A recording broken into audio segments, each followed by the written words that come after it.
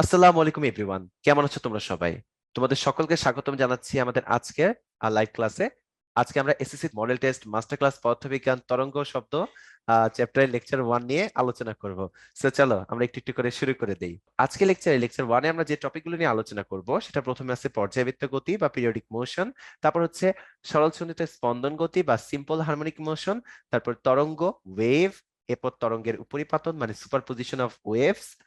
এরপরে দেখবো কিছু এমসিকিউ এবং কিছু সিকিউ কোশ্চেন্স। সো 1 নম্বরে দেখো পর্যায়বৃত্ত গতি। প্রথম কথা, পর্যায়বৃত্ত গতি সংজ্ঞা কি? গতিশীল কণার গতি যদি এমন হয় যে এটির গতিপথের কোন একটা নির্দিষ্ট বিন্দুকে নির্দিষ্ট সময় পর পর একই দিক দিয়ে অতিক্রম করে, তবে সেই গতিকে বলা হয় পর্যায়বৃত্ত গতি। পর্যায়বৃত্ত গতি তোমার হচ্ছে এমন একটা গতি হবে যেখানে একটা নির্দিষ্ট বিন্দুকে, মাথায় রাখবে, একটা নির্দিষ্ট বিন্দুকে নির্দিষ্ট সময় পর পর একই দিক দিয়ে অতিক্রম করবে। এই 3টা কথা মাথায় রাখতে হবে, তাহলে সেই গতিটাকে বলা হবে সিম্পলি পর্যায়বৃত্ত গতি। যেমন লক্ষ্য করো, 1 নম্বর ফিগারে যদি তোমরা তাকাও, ঘড়ি আছে এখানে একটা। এই ঘড়ির যে এই যে কাঁটাটা, এই 12-র যে কাঁটাটা, এই কাঁটাটাকে যে 12-র যে নাম্বারটা আছে, নাম্বারটাকে ঘড়ির যে সেকেন্ডের কাঁটা টোটাল 60 সেকেন্ড পর পরই কিন্তু ক্রস করে। প্রতি 60 সেকেন্ড পর পর কি করে? ক্রস করে। প্রতি 60 সেকেন্ড পর পর ক্রস করে। এটা কিন্তু প্রত্যেকটা 60 সেকেন্ড পর পরই কি করতেছে বলতো? ক্রস করতেছে। তোমরা দেখতেই পাচ্ছ। কোন কাঁটাটা বলতো? ঘড়ির যে আমাদের এখানে সেকেন্ডের কাঁটাটা, তাই না? প্রথম 60 সেকেন্ড পরে একবার 12কে ক্রস করছে, আবার পরে 60 সেকেন্ড পরে আবার 12কে ক্রস করবে, আবার 60 সেকেন্ড পরে আবার 12কে ক্রস করবে।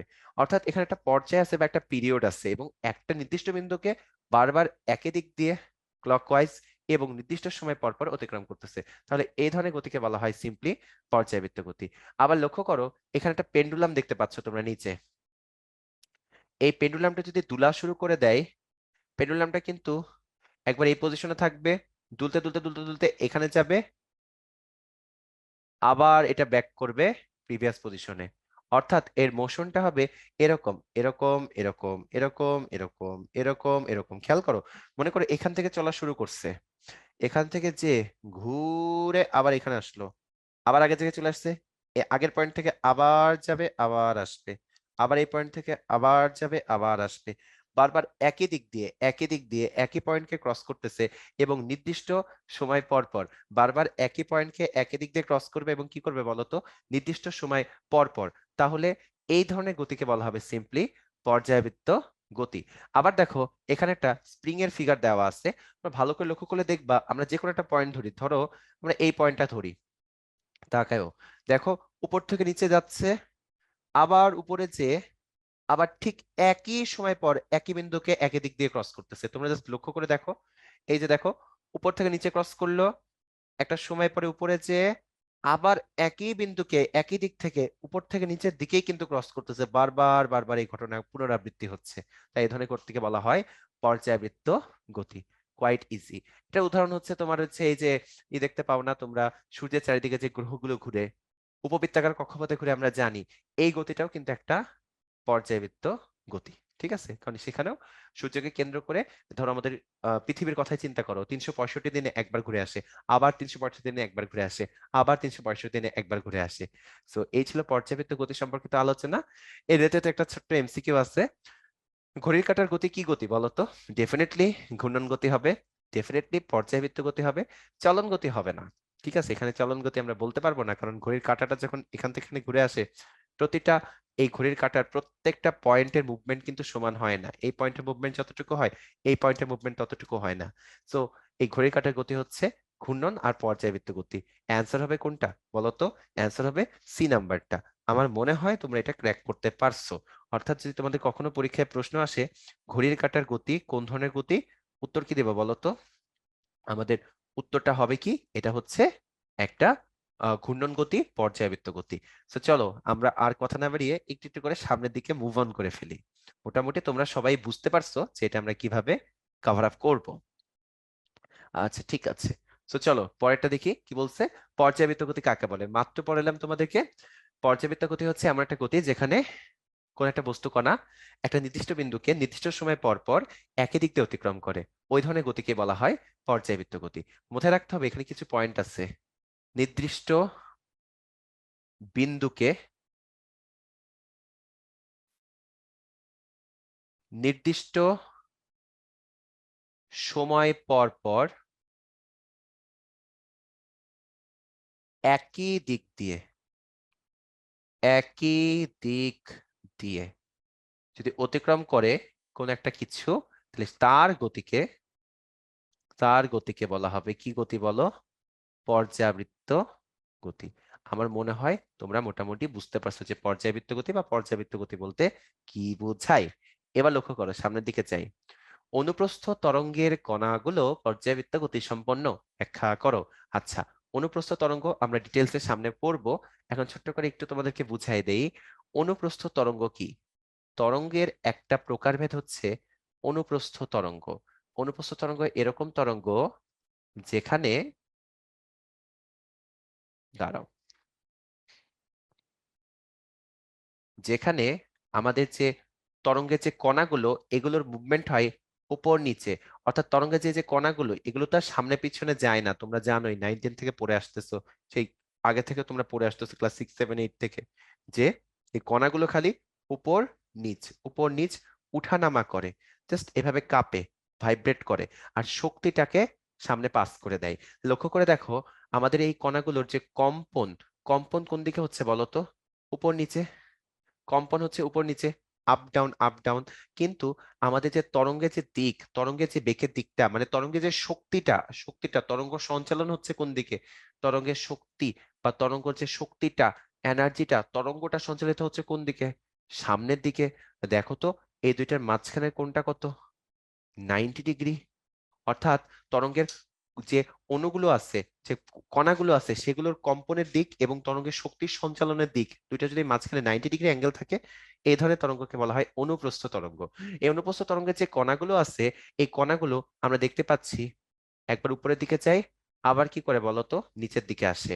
এবং এটা এরকম যে উপর নিচে যাচ্ছে, এই যে মুভমেন্টটা, এটা একটা নির্দিষ্ট বিন্দুকে, এই যে জাস্ট এই স্প্রিং এর মতো একটা নির্দিষ্ট বিন্দুকে বারবার একই দিক দিয়ে একই সময় পর পর অতিক্রম করে। এই কম্পাউন্ডটাও সেম, এইভাবে যখন কাঁপতে থাকে কণাগুলো, তখন একটা নির্দিষ্ট বিন্দুকে বারবার একই দিক দিয়ে একই সময় পর পর ক্রস করে। অর্থাৎ এই কথাগুলো লিখবা যে এই যে কণাগুলো, এভাবে গুছাই লিখবা, কণাগুলো নির্দিষ্ট বিন্দুকে কণাগুলো নির্দিষ্ট বিন্দুকে নির্দিষ্ট সময় পর পর কণাগুলো নির্দিষ্ট বিন্দুকে নির্দিষ্ট সময় পর পর একই দিক দিয়ে একই দিক দিয়ে অতিক্রম করে অতিক্রম করে। তাই এই গতিটাকে বলা হয়, অনুপ্রস্থ তরঙ্গের যে কণাগুলোর যে গতি, সেটাকে বলা হয় কেমন গতি বলতো? পর্যায়বৃত্ত গতি।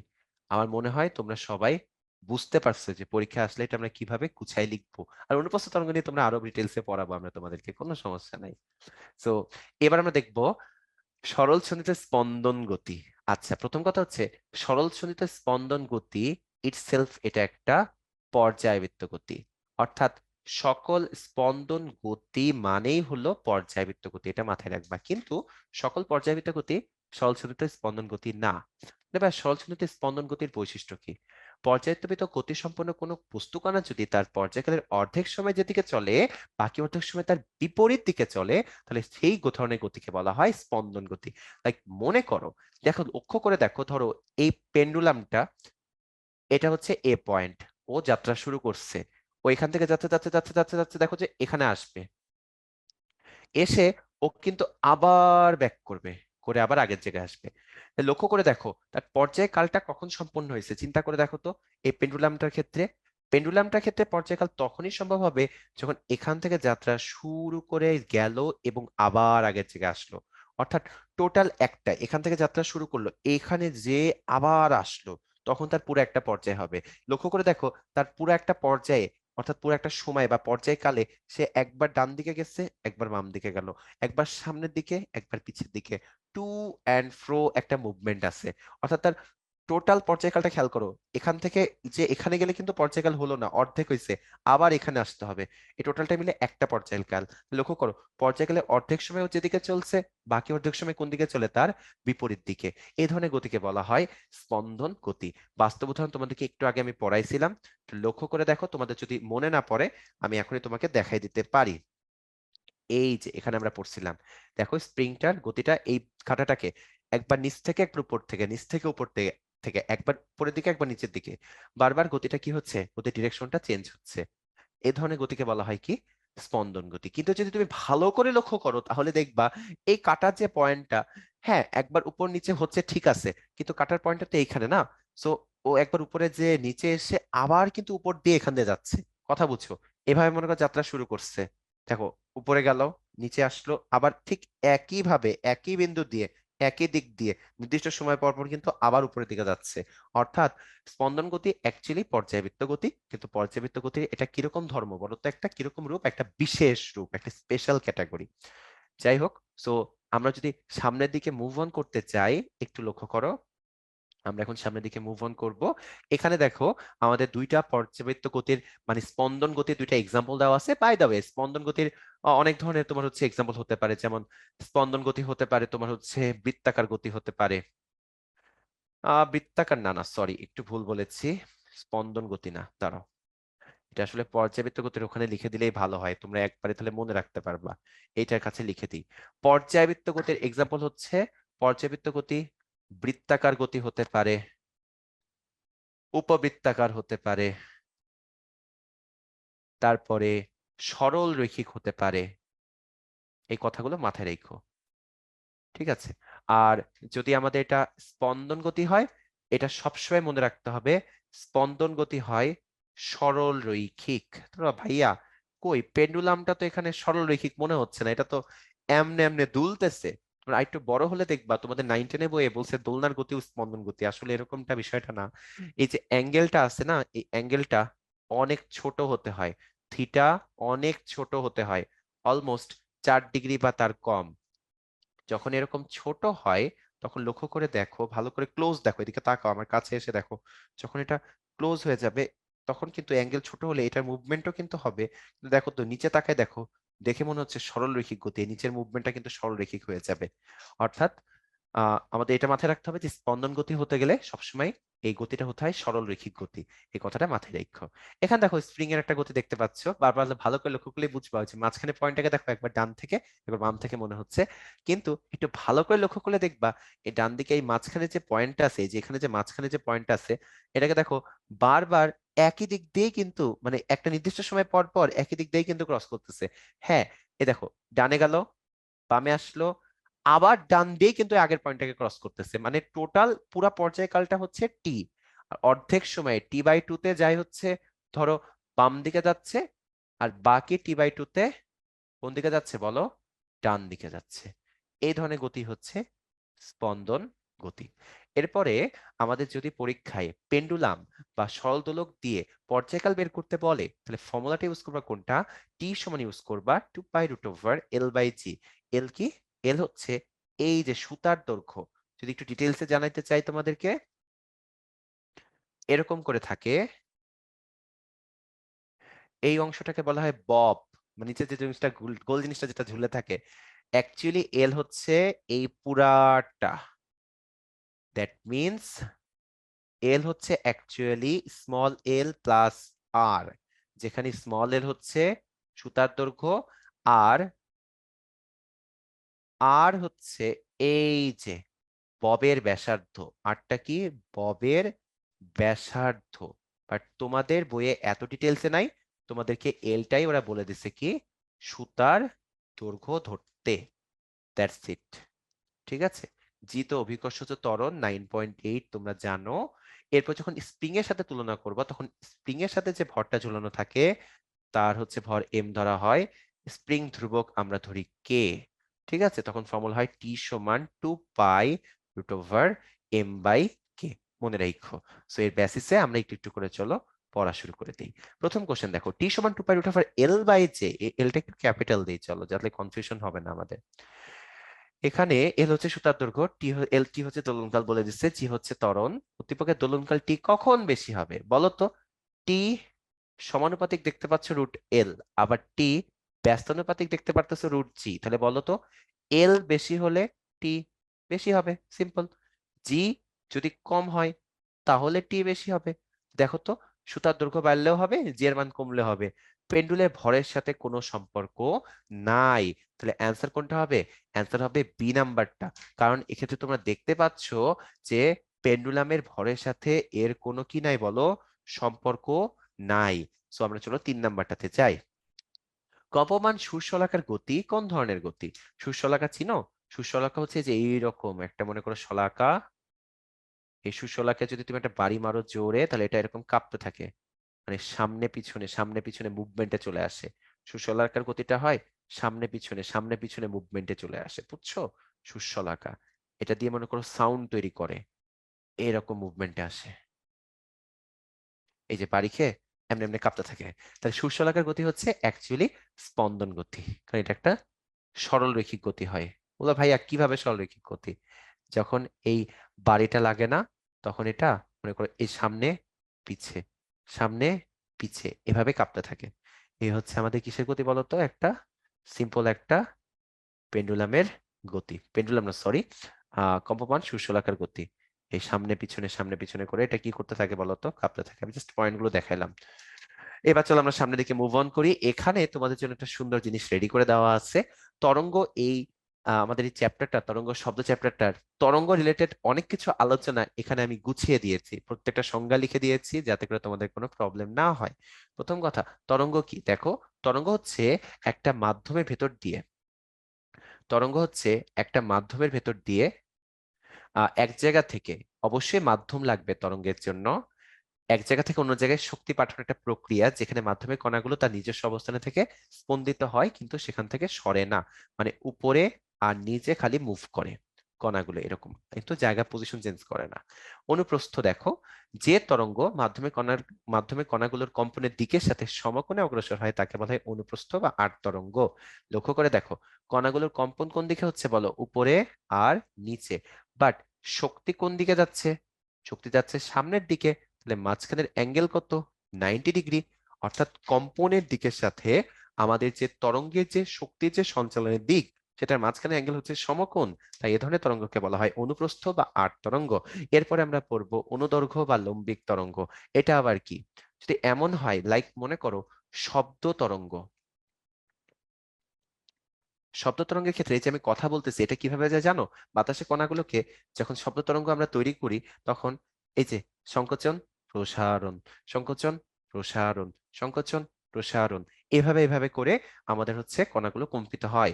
এবং মজার ব্যাপারটা খেয়াল করে দেখো, সংকোচন প্রসারণ হচ্ছে সামনে পিছনে, সামনের দিকে, তাই তো? এবং তরঙ্গও যাচ্ছে কোন দিকে? একই দিকে। তাই মাঝখানের অ্যাঙ্গেল এবার কত হয়ে গেল বলো?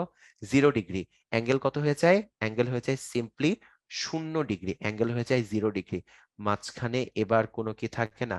অ্যাঙ্গেল থাকে না। অর্থাৎ সমান্তরালে অগ্রসর হয় কম্পন, এবং আমাদের কি বলতো, কম্পনের দিকের সাথে সাথে তরঙ্গ সঞ্চালনের দিক হয়ে যায় 0 ডিগ্রি অ্যাঙ্গেলে। তাই এ ধরনের তরঙ্গকে বলা হয়, এক কথায় যদি আমরা বলি, অনুদৈর্ঘ্য তরঙ্গ বা লম্বিক তরঙ্গ। আচ্ছা, নেক্সট কথা কি বলছে? যান্ত্রিক তরঙ্গের সঞ্চালনের জন্য মাধ্যম লাগে। ঠিক আছে, মাধ্যমের কণাগুলোর স্থায়ীভাবে এখানে সরে না, কিন্তু স্পন্দিত হতে থাকে, এটা আমরা জানি।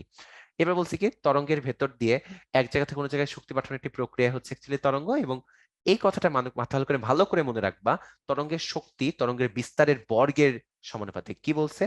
একটা তরঙ্গের যে এনার্জি থাকে, তরঙ্গের যে শক্তি থাকে, সেটা কি হয়? তরঙ্গের যে বিস্তার থাকে, বিস্তারের বর্গের সমানুপাতিক, অর্থাৎ ই সমানুপাতিক এ স্কোয়ার। ভাইয়া বিস্তারটা আবার কি? এটা তো বলাই হলো না। আচ্ছা বলতেছি, তোমার জাস্ট এদিকে তাকাও, মনে করো এইখানে একটা তরঙ্গ মুভ করতেছে। ওকে, লক্ষ্য করো, তরঙ্গ যে মুভ করতেছে দেখো, এই মাঝখানের লাইনটাকে বলতেছি আমরা সাম্যাবস্থা বা সাম্যাবস্থা, সাম্য লাইন বা সাম্যাবস্থা বলতেছি এক কথায়, হ্যাঁ? সাম্যাবস্থা, মাঝখানে লাইনটাকে আমরা, দেখো তো এই কণাগুলো প্রত্যেকটা কি এক একটা দূরত্বে আছে না? এই কণাগুলো যেহেতু আপ ডাউনে আছে, একটা এতটুকু দূরত্ব, একটা এতটুকু দূরত্ব, একটা এতটুকু দূরত্ব, একটা এতটুক, একটা এতটুক, একটা এতটুক। প্রত্যেকটা কণার কিন্তু দূরত্ব কি বলতো সাম্যাবস্থা থেকে ওয়াই অ্যাক্সিস বরাবর আলাদা আলাদা আলাদা আলাদা। সর্বাধিক যে দূরত্বটা হয় সাম্যাবস্থা হতে সর্বাধিক, এই যে এইটা সাম্যাবস্থা হতে সর্বাধিক যে দূরত্বটা হয় সেটাকে বলা হয় বিস্তার। বিস্তার হচ্ছে সাম্যাবস্থা থেকে সর্বাধিক যে দূরত্ব তাকে বলা হয় বিস্তার। এই বিস্তারের স্কোয়ার হয় আমাদের এনার্জির সাথে সম্পর্কযুক্ত। তারপরে বলছে মাধ্যমের পরিবর্তন হলে অবশ্যই তরঙ্গের বেগের পরিবর্তন হবে, ডেফিনেটলি। তরঙ্গ, ওয়েভ, সাউন্ড ওয়েভ বা যে কোনো ওয়েভ, এটা মাধ্যমের প্রকৃতির উপর নির্ভর করে। এর মাধ্যমে একরকম, লোহাতে আরো বেশি হয়, আবার হচ্ছে শূন্য মাধ্যমে হয়ই না, এরকম অনেক ব্যাপার স্যাপার আছে। অর্থাৎ এটা মাধ্যমের সাথে চেঞ্জ হয়। মাধ্যমের তোমার হচ্ছে মাধ্যম যত বেশি মনে করো হচ্ছে লাইক ঘন হয়, তোমার হচ্ছে বাতাস থেকে তরল বা তরল থেকে লোহা হয়, তত বেশি এটা হচ্ছে মানে কি হয়, তোমার হচ্ছে তরঙ্গের বেগ বাড়ে। এ দেখো কি লিখছে, দেখো মাধ্যমের ঘনত্ব যত বেশি হবে তরঙ্গের বেগ তত বেশি হবে। অর্থাৎ মাধ্যমের ঘনত্ব যত বেশি হয় আমাদের তরঙ্গের বেগও কি হয় তত বেশি হয়। এটাতে বলতে বুঝাইছে যে মাধ্যমটা যত বেশি ঘন হয়, মানে এটা বলতে এভাবে বুঝাইছে, একটু কনফিউজড হয়ে যাবা তোমরা আজকে আমার একটা প্রশ্নের সাথে, খ নাম্বার একটা অনুধাবনের সাথে, ভালো করে বুঝো। মাধ্যমের ঘনত্ব বেশি বলতে বোঝাচ্ছে, তুলনা করছে ধরো বাতাস, পানি আর লোহা, এই তিনটা যদি আমরা তুলনা করি, লোহা সবচেয়ে বেশি ঘন, তারপরে কি পানি, তারপরে বাতাস। এইটা দিয়ে ওরা ঘন তুলনা করছে। এবার ঘনের ব্যাপারটা বুঝছো, এর মানে এই না যে বাতাসের বায়ুর ঘনত্ব কোন জায়গায় কম কোন জায়গায় বেশি, ওই তুলনা কিন্তু করে নাই। ওরা তুলনা করছে কি লোহা নাকি পানি নাকি বায়ু, মানে মাধ্যম ঘন কেমন, ঘন কেমন, এই লিখে দিই মাধ্যম যত ঘন, লিখে দিই ঘনত্ব না লিখে। মাধ্যম ঘন যত বেশি হবে তরঙ্গের বেগ তত বেশি হবে। তাহলে তোমরা আসলে বুঝতে পারবা কনসেপ্টটা। সো ভাইয়া পুরা টাইমে আলোচনা করে দিলাম, এবার চলো আমরা একটু একটু করে পড়াই ফিরি। ভালো করে লক্ষ্য করবা, দেখো কি বলছে। এ বিন্দুতে শক্তির পরিমাণ 100 জুল হলে ডি বিন্দুতে শক্তির পরিমাণ কত? দেখো এ বিন্দু হচ্ছে 50 সেন্টিমিটার বলে দিচ্ছে, আর ডি বিন্দু হচ্ছে কতটুকু বলতো, 100 সেন্টিমিটার। এ বিন্দুতে আমাদের একটা আহ নিচের যে তরঙ্গটা দেখতে পাচ্ছ তার বিস্তার আছে, আবার ডি বিন্দুতে আরেকটা তরঙ্গের বিস্তার, তোমরা এটাও লক্ষ্য করে দেখতে পাচ্ছ। মানে তরঙ্গ আসলে সত্যি কথা বলতে গেলে একটাই, মানে একটা তরঙ্গে দুই ভাবে গেছে, কোনো একবার বিস্তার কম একবার বিস্তার বেশি আর কি, মানে দুইটা রূপে গেছে আর কি। যাই হোক, তোমরা জানো ই সমানুপাতিক কি বলো, এ স্কোয়ার, তাই না? তাহলে একটু ছোট্ট করে ভাইকে বলে দাও তো কি হতে পারে। আমাদের এবার আগে ছিল 50 বিস্তার হয়েছে এখন 100, কত গুণ হয়েছে তোমরা বুঝতেই পারতেছো। এটা কয় গুণ করছি আমরা, 2 গুণ করছি, দ্বিগুণ করে দিচ্ছি। 2 গুণ করছি বা আমরা দ্বিগুণ করে দিচ্ছি, তাহলে বলো তো যেহেতু আমরা দ্বিগুণ করে দিচ্ছি এনার্জিকে, তো এনার্জিটা কতটুকু হবে বুঝতেই পারতেছো, আগে যা ছিল তার দ্বিগুণ। 2 স্কোয়ার মানে কত, 4 গুণ হয়ে যাবে। আগে এনার্জি কত ছিল বলো, আগে ছিল হচ্ছে 100 জুল, এখন তার 4 গুণ, তাহলে অ্যান্সার কত হবে, 400। 100 × 4, অ্যান্সার তোমরা বুঝতেই পারতেছো সিম্পলি কত হবে, 400 জুল। শেষ, খুবই সিম্পল, কোয়াইট ইজি জিনিস, জাস্ট ঠান্ডা মাথায় দেখবা আর তাহলেই তোমরা ক্র্যাক করতে পারবা। এটা নিয়ে আসলে তেমন তোমাদের টেনশনের কিছু নাই বা চিন্তা ভাবনার কিছু নাই, কঠিন কিছু না। ঠিক আছে, সো তারপর টপিকে চাই, চলো দেখো। শব্দ তরঙ্গের বিস্তার 3 গুণ বাড়ালে, 3 গুণ বাড়ালে শব্দের তীব্রতা কত গুণ হবে? এই কোশ্চেনটা একটু ভুল আছে, 3 গুণ বাড়ালে না, এটা হবে 3 গুণ করলে।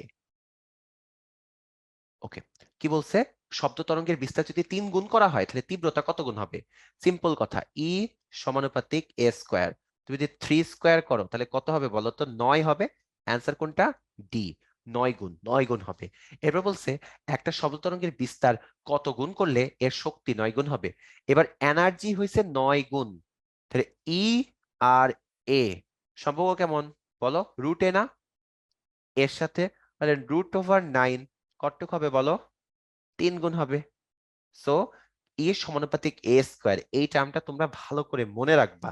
এই ছোট টার্মটা তোমরা মনে রাখতে পারলে তোমরা এমনিতেই এই রিলেটেড সবকিছু কভার আপ করে ফেলতে পারবা। তো সবাই যদি বুঝো তাহলে বললো আমাকে, আমরা সামনের দিকে মুভ অন করবো, সামনের দিকে আমরা আগে যাব। আমার মনে হয় তোমরা সবাই এই টপিক গুলো ধরতে পারছো, এগুলো আসলে তেমন কঠিন কিছু না। তো চলো আমরা সামনের দিকে যাই, দেখি কি আছে। কি বলছে, নিচের কোনটি অনুপ্রস্থ তরঙ্গ? অনুপ্রস্থ মানে হচ্ছে মানে তোমার হচ্ছে যে এইভাবে যাবে, এইভাবে। দ্যাট মিন্স কম্পন হবে আপ ডাউন, আর তরঙ্গ সঞ্চালন হবে কত ডিগ্রি অ্যাঙ্গেলে? 90 ডিগ্রি অ্যাঙ্গেলে। এটা হচ্ছে ডেফিনেটলি হবে কোনটা? সমুদ্রের ঢেউ। আমার মনে হয় তোমরা সবাই বুঝতে পারছো। ইওর অ্যান্সার উড বি কি বলতো? সমুদ্রের ঢেউ। ঠিক আছে, তো চলো এরপরে আমরা আহ সামনের দিকে একটু একটু করে মুভ অন করি, দেখি তোমরা সবাই সবকিছু ধরতে পারছো নাকি। ঠিক আছে, দাঁড়া এটা আমি একটু সুন্দর করে লিখে দিই। এটা কি তরঙ্গ হইলো বলো? অনুপ্রস্থ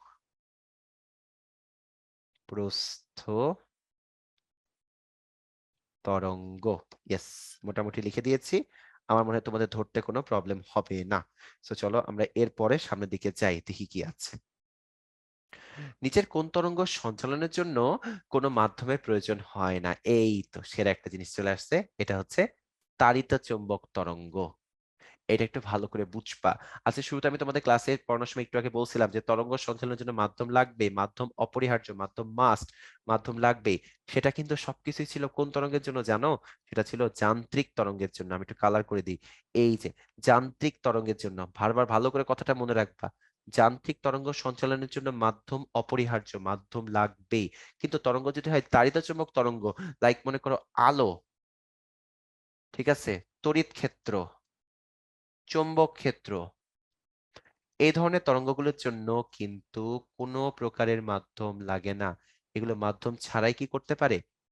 প্রবাহিত হতে পারে, সঞ্চালিত হতে পারে। এরপরে কোশ্চেনটাও বেশ সহজ, জাস্ট ঠান্ডা মাথায় একটু লক্ষ্য করো। এমনি তোমরা কিন্তু অ্যান্সার আমাকে করে দিতে পারবা। কি বলছে দেখো তো? অনুপ্রস্থ তরঙ্গে কণাগুলোর স্পন্দনের দিকের সাথে তরঙ্গ প্রবাহের দিকের মধ্যবর্তী কোণ কত? খুব সিম্পল কোশ্চেন। তরঙ্গের স্পন্দন আর তরঙ্গের প্রবাহ বলো তো। এবং এটা কিন্তু অনুপ্রস্থ নাকি অনুদৈর্ঘ্য, কথা শুনে বুঝতে হবে। প্রশ্নে বলে দিচ্ছে ওরা অনুদৈর্ঘ্য। তাহলে বলো তো অনুদৈর্ঘ্য মানে কি? ওই যে শব্দ তরঙ্গ, সংকোচন, প্রসারণ, সংকোচন, আবার প্রসারণ। তাহলে এবার কম্পন সামনে পিছনে এবং যাচ্ছেও শক্তি কোন দিকে বলতো? একই দিকে। তাহলে অ্যাঙ্গেল কত হবে? 0 degree. So that was quite easier. চলো এবার সামনের দিকে যাই। নেক্সট টপিক দেখো, অনুদৈর্ঘ্য তরঙ্গ কাকে বলে? কিছু সংজ্ঞা চলে আসছে, এবং সবচেয়ে মজার ব্যাপার হচ্ছে এই সংজ্ঞাগুলো আমি তোমাকে সব পড়াই ফেলছি। দেখো, লক্ষ্য করে দেখো, আমরা প্রত্যেকটা সংজ্ঞা কিন্তু সুন্দর করে পড়ছিলাম। যে অনুদৈর্ঘ্য তরঙ্গ কি? যে মাধ্যমে কণাগুলোর কম্পনের দিকের সাথে সমান্তরালে অগ্রসর হয়। অর্থাৎ তুমি এভাবে লিখে দিই শর্টকাটে এখন আমরা, যে অনুদৈর্ঘ্য তরঙ্গ হচ্ছে সেই সকল তরঙ্গ যেখানে কম্পন, হ্যাঁ, কম্পন এবং আমাদের হচ্ছে তরঙ্গের শক্তি, তরঙ্গ সঞ্চালন, তরঙ্গ সঞ্চালন এদের মাঝখানে যে কোণটা, মাঝখানের কোণ হবে 0 ডিগ্রি। তরঙ্গ কি? তরঙ্গ হচ্ছে শক্তি সঞ্চালনের একটি প্রক্রিয়া। শক্তি সঞ্চালনের প্রক্রিয়া। তরঙ্গ হচ্ছে শক্তি সঞ্চালনের প্রক্রিয়া। এই কথাটা মাথায় রাখবা। যেখানে কণাগুলো কম্পিত হয় বা স্পন্দিত হয় কেবলমাত্র, কিন্তু পার্মানেন্টলি সরে না। পার্মানেন্টলি, পার্মানেন্টলি সরে না। ঠিক আছে, পার্মানেন্টলি সরে না। এটা জাস্ট জায়গায় দাঁড়িয়ে থেকেই কম্পিত হয়। এবং ট্রান্সফার করে কি? এনার্জি ট্রান্সফার করে দেয়। এনার্জি ট্রান্সফার করে, এনার্জিকে ট্রান্সফার করে দেয়। শেষ, কোয়াইট ইজি। হ্যাঁ, নেক্সট, পানির ঢেউ অনুপ্রস্থ তরঙ্গ কেন? এটা তো আর ভাইয়ের বোঝানোর কিছু নাই। আমার মনে হয় তোমরা তো খুবই ব্রিলিয়ান্ট, এই কোশ্চেনের অ্যান্সার তোমরা এক্ষুনি আমাকে বলে দিতে পারবা যে পানির ঢেউ অ্যাকচুয়ালি অনুপ্রস্থ তরঙ্গ কেন। একটু সুন্দর করে বলে দাও, তাহলে আমার এটা বলা লাগে না। পানির ঢেউ অনুপ্রস্থ তরঙ্গ অবশ্যই হবে। কেন? পানির ঢেউ আমরা জানি এভাবে যায়, একদম এইভাবে, এইভাবে, এইভাবে, এইভাবে যেতে থাকে। লক্ষ্য করে দেখো পানির ঢেউ ক্ষেত্রে কণাগুলোর কম্পন, কণাগুলোর কম্পন ও তরঙ্গ যেটা সঞ্চালনের দিক, ও তরঙ্গ সঞ্চালনের মধ্যবর্তী দিক, মধ্যবর্তী দিক 90 ডিগ্রি। আর 90 ডিগ্রি হলেই সে ধরনের তরঙ্গকে বলা হয় অনুপ্রস্থ তরঙ্গ। শেষ। কোয়াইট ইজি জিনিস, জাস্ট ঠান্ডা মাথায় বলে দিবা, গুছাই লিখে দিবা, যেভাবে তোমরা পরীক্ষায় সাধারণত এগুলো লেখো আর কি। এবার চলো আমরা সামনের দিকে যাই। আচ্ছা, একটা কথা লিখে দিই, এটা হচ্ছে পানির ঢেউ লিখে দিই, পরে তুমি আসলে মাঝে গোলায় ফেলতে পারো, এটা অ্যাকচুয়ালি পানির ঢেউ আঁকছি আমরা। দেখো, চিন্তা করে দেখো, পানির ঢেউয়ের কনসেপ্টটাই তো এরকম, কণাগুলো এরকম কাপে স্পন্দিত হয় এবং শক্তিটাকে কি করে বলো তো, এভাবে ও ট্রান্সফার করে দেয় শক্তিটাকে, অর্থাৎ কম্পনের সাথে এই তরঙ্গ সঞ্চালনের মাঝখানের কোণ কত বলো, 90 ডিগ্রি। কোনটা হয় 90 ডিগ্রি।